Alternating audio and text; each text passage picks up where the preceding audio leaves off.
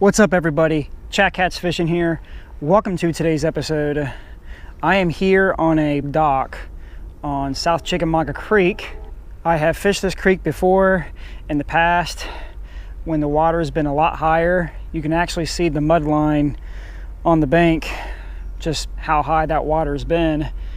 And now we're in normal conditions, I guess, for this creek. We have a little bit of a current, and tonight we're going to be going for some flatheads. I have a week off from guiding, and I really wanted to kind of have some time to myself for a few hours. Thought about taking the boat out, but I thought, you know, I've been fishing from the boat quite a bit. Kind of good to have a break and just sit on a dock and wet some lines and see what we can get. So I've been catching some bluegill. I was also able to get a pretty big shiner, a golden shiner. My personal best creek catfish came on a cut piece of golden shiner, a pretty big chunk.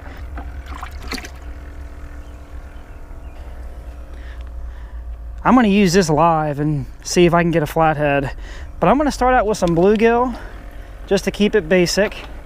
I have 2 rods, and we're gonna be using the bait runner or bait clicker on it.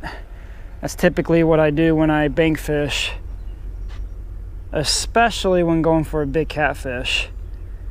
Now guys, I can't guarantee that we're gonna get anything just because the water's low. I mean, we have a little bit of a current, but during this time of the year, most of the fish you will get out of this creek are gar. And when the water temperature warms up to 75, even 80 degrees, the gar get pretty active, and you'll see a lot of bow fishermen in here shooting some gar. But I'm gonna do the best I can to get on a flathead. We have a couple down trees along the bank, and there's some down trees down that way, which I've done some fishing from private docks down this creek.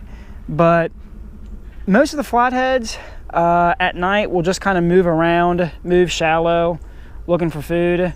So I'm hoping we can get lucky tonight and get one. But what I'm going to do is I'm going to use one rod with the live bait and the other rod with cut bait. That way we kind of see what we get action on. And when fishing for flatheads, they love fresh bait. So I don't have any skipjack. I didn't want to bring any frozen skipjack. I just wanted to use bluegill. Skipjack have been very hard to find this time of the year, but there's plenty of bluegill right now to be caught. You know, bluegill are pretty spiny. I mean, they really are.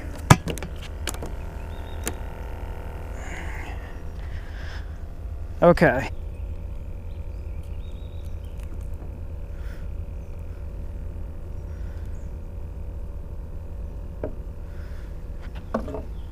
Let's make sure he moves around. Yeah, he is. And I'm gonna cast this one kind of in the middle of this creek. I mean, it's pretty narrow, so it's not very wide. So this spot's really good for 2 or 3 rods.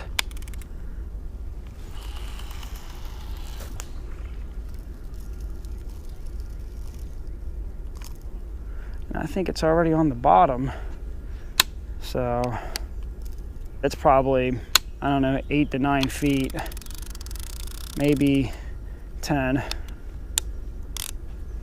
So, and I'm just gonna leave this one here. Leave that bait clicker on. Blue cats will hit live bluegill too, so they can be pretty aggressive.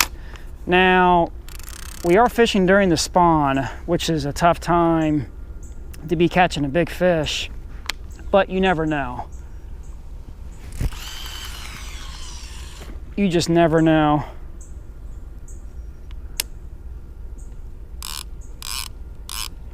Yeah, it's pretty shallow. I'm thinking 8 feet. And now we just wait. The waiting game begins. Fish on.